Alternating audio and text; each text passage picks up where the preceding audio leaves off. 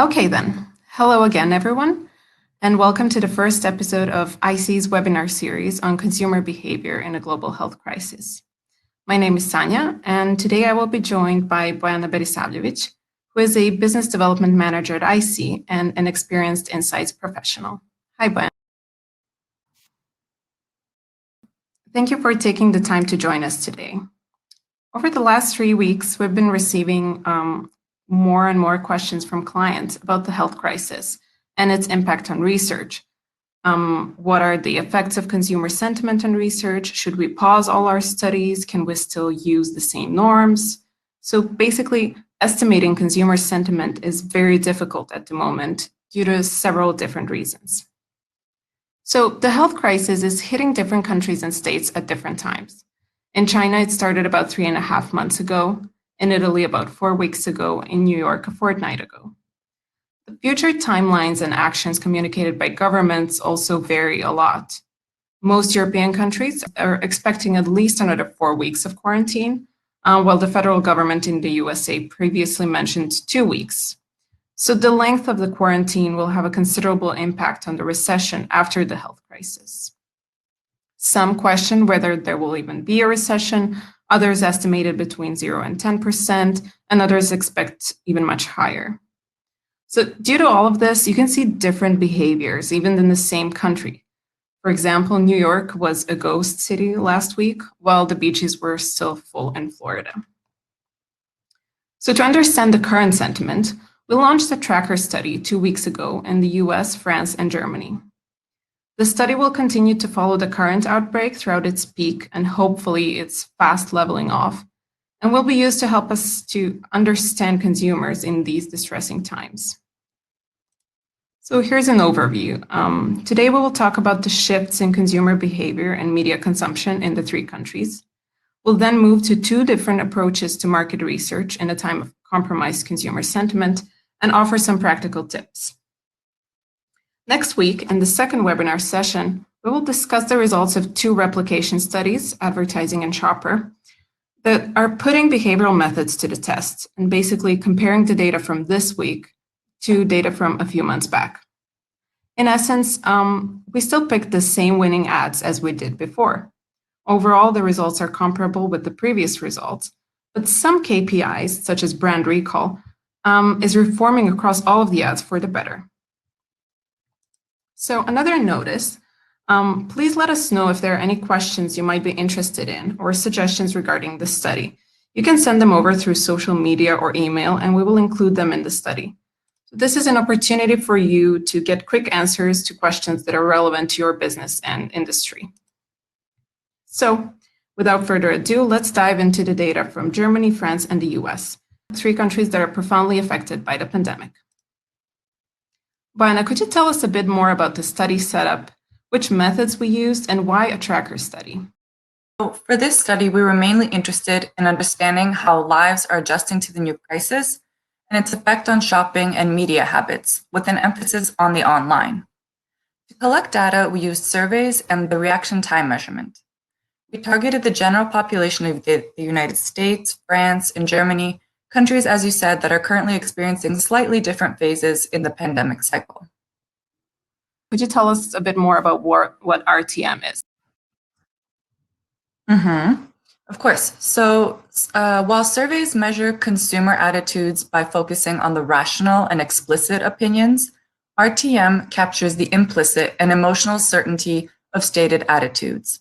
So in RTM results, we show multiple statements and people need to choose as quickly as possible between the different answers.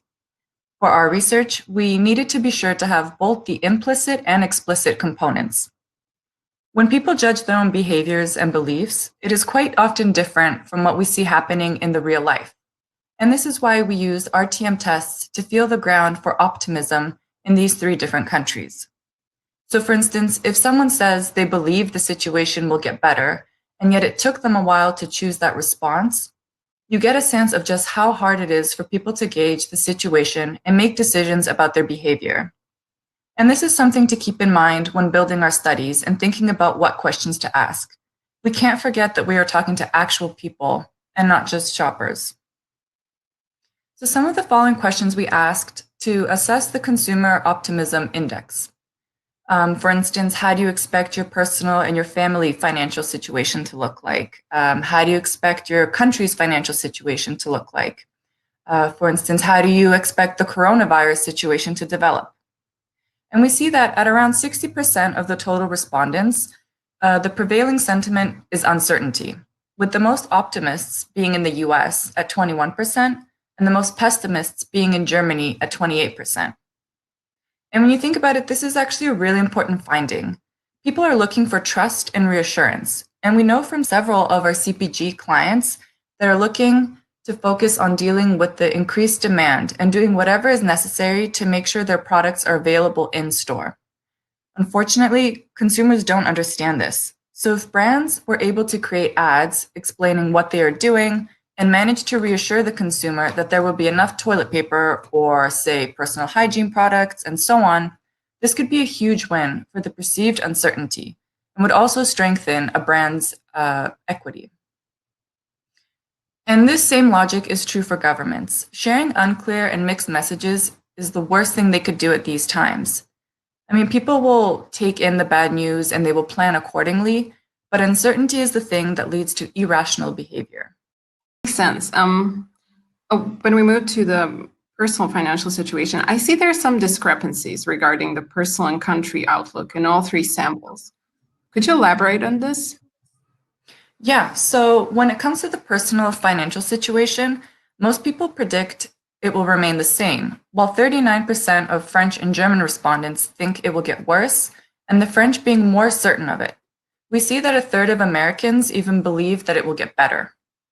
So let's take a look at the US first, which has the highest optimism index of the three countries. Now, this might have to do with the date of the study and the stage of the outbreak that the US was in, but we see that most Americans believe their personal situation will remain the same, and some are even pretty sure it will get better. Now let's have a look at the perceived financials of the country.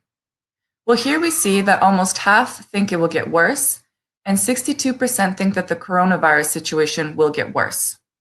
So the US sample doesn't really appear to link personal financial situations and consequently spending with the current situation within the country.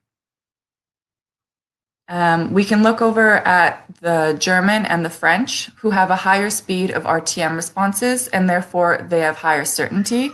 They believe that the situation will get worse. In perspective, this might affect their price sensitivity and willingness to spend. The most pessimistic country financial outlook is the French. So in Germany, we have 67% of respondents who think their country's circumstance will worsen, and 39% who believe this will affect their finance, the same percentage as people in France. The Germans have the bleakest outlook on how bad the pandemic will get, with very high certainty. And this is what qualifies them as the most pessimistic country overall. However, on the other hand, we have a curiosity. We see that more than half of French respondents say they believe the situation with coronavirus will get better in their countries, and yet they are very uncertain of it. This might have to do again with the stage of the outbreak and the way that the French gather information, but we see that around 29% of them rely on official media sources such as the WHO website, and we see that this is similar to 30% of the US, but this is in stark contrast with the Germans, who are at 39%. And additionally, Americans also are 50% more likely to have trust in digital channels such as social media. The French have already changed their online habits in the past 2 weeks. The pandemic has influenced changes in 31% of the respondents' online shopping behavior. And in the US and Germany, 22% have done so. But let's see in which ways. Well, when it comes to frequency, 32% of the US sample, 22% of the French, and as much as 52% of Germans claim to have started ordering online more frequently in the past week or two. Everyone will begin buying more non-perishable items and locally produced goods, with Americans stocking up on over-the-counter medicine, larger packs, and multi-packs. And I guess we might see a fuller pantry become a standard practice in the lives of future shoppers. So again, when it comes to online shopping, there's a clear stance on precisely what features will win consumers over to specific retailers. such as free delivery and low prices, which are a priority for over 50% of the respondents globally. That is followed by fast delivery and enough supplies in stock. Of course, some areas are bound to be hurt the most by the crisis. We see a huge decrease in the attention to travel locally, travel abroad, for eating out, and most forms of entertainment. However, there are differences between the countries here again. For example, Germans are more likely to completely halt some of these activities rather than only decrease them. Take a look at this chart on the right, comparing local travel, where we see a completely reversed scenario in France and the US versus Germany. So the German sample appears to be more rigid in following instructions from authorities and more precautious. At the same time, the other two are reluctant to give up on some of the commodities they're used to until they really have to. Another thing we saw is that all impacted purchases are expected to decrease in most markets, even food and essentials. Only the US will see an uptick in these two categories, while the European samples are wary of spending too much for fear of a recession. With French, who are likely to decrease the most, we see that 69% and 56% of respondents plan to decrease food and beverage spending and household essentials, respectively. And we have as much as 61% of Germans who plan to decrease household essential spending as well. So to wrap this part up, what are some of the key takeaways from this study? Can we already make any conclusions, Bojana? Yes, so as I said before, the level of uncertainty is very high. In a normal situation, people are quite confident when expecting their life, when at least planning their life for the next 6 months. We see that this is not the case. Most people are focused or are forced into new situations such as working remotely, restricted freedom of movement, and some are already or will start questioning a lot of basic assumptions. This is truly a historical time and a major disruption at a speed and a global scale which almost none of us have witnessed. This crisis will fundamentally reshape our society, but you can also see it as fast forward of trends. And what I mean by this is, it would take us 10 to 20 years to get from an early adopter stage to something being the new normal. And now we are making that jump in just a matter of months. All these changes were coming to us either way. It's just coming a lot faster now. Online shopping has already been increasing every year, and we know this. But now a multitude of consumers who hadn't tried it before are forced to buy online, especially in categories that were the least developed until now. For instance, grocery shopping. Most people will start ordering online more frequently, and it is up to brands and companies to reach out to them in the most efficient ways through e-commerce and other solutions. We also saw that in the US, the cost of healthcare is the primary concern over the virus outbreak. In the EU, a coronavirus is the main concern, with the French worried about pollution and climate change, and the Germans being significantly less worried about all other topics except for the coronavirus. As the financial problems of their countries increase, more people will probably expect to work longer hours in the EU. And again, health and environment were already trends that we saw in the past years. We expect that these issues will become more important for a larger part of the population after this. Here's that we're witnessing like a fast forward change right now. So moving on to the second part of our conversation today. Should you be running research at all or putting everything to a halt?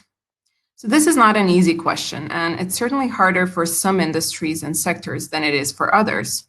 But we believe the answer to be yes, however, with some adjustments. This is the quintessential role of market research, after all, to feel the ground among consumers and enable better decision-making with data, especially during these times. So although the context in which people shop is quite different right now from what everyone is used to, some insights can help us steer through the tumult. And of course, help us prepare for the challenge of returning to work ready for the new normal after a while. We think there are two complementary approaches that you can take to ensure the reliability of your studies in the coming weeks and months. Bojana, could you tell us more about them? So for me, it is not a question of whether you should be doing research, But how do you conduct reliable research? Research data is always showing you what is the current situation. It is not a matter of whether you can trust research, but just how the reality will change. So we are at a dawn of new behavior, and whatever comes after this will look a lot more like the behavior right now than what it used to look like even 6 months ago. And there are two ways we can facilitate a higher level of stability of our clients' results. Firstly, we can add splits based on consumer sentiment. We can safely assume that our audiences vary in terms of just how much this is affecting them, their willingness to spend, and their habits. Regardless of what you want to test, we suggest adding a split based on their level of worry, analyzing their results separately, and making a well-informed decision with all the different conclusions in mind. Let's take a look at the table below, in which we explored several potential scenarios. Currently, we see 3 groups of sentiment: worried, very worried, worried, a little worried. We expect that the behavior after the crisis will be between the last 2 groups. So if your ad or package design is universally effective across the 3 sample groups, or at least 2, groups B and C, you can be confident that you are on the right track. If, however, all 3 groups go for a different design or solution, then it is a clear signal that you need to work on it more. The second approach, which you can use to accompany the one above, is retesting the studies after some time has passed. So, we suggest you conduct the study and take its results as a working assumption to short-term decisions. After a few weeks or months, you can repeat the research and see if the results hold up. This is far better than just waiting for the crisis to pass and then trying to catch up with all the work you haven't done. Nobody knows how long the crisis will last. Some say 2 weeks, others say 4 years. It takes companies between 3 months and 2 years to implement research. And if companies only start conducting research again after the crisis, they will lose valuable time. It seems that waiting until the crisis passes might have more opportunity costs than running research as we move along in order to stay atop the waves. Boina, thanks very much for this analysis. This is truly a testing time, and we believe that it can yield many great and creative solutions, and even more profound human-centered research that takes into account all of our vulnerabilities, fears, and quirks. For everyone that tuned in, I hope you found this insightful and that you will continue to listen to your consumers through smart research and put yourself in their shoes. I want to remind you once again that you can send us any pressing questions you think we can help you with, and we will include them in the study. So every week, we will be delivering new data and thoughts on how to surmount this difficult period in front of us. Next up is an advertising replication study comparing behavioral results from a few months back to the results during the pandemic, and just how different do we perceive social media advertising at the moment. So be sure not to miss it on Tuesday, April 7th at 10:30 Eastern Time and 16:30 Central European Time. Thank you very much for your attention. Write to us, stay home, and stay safe, everyone.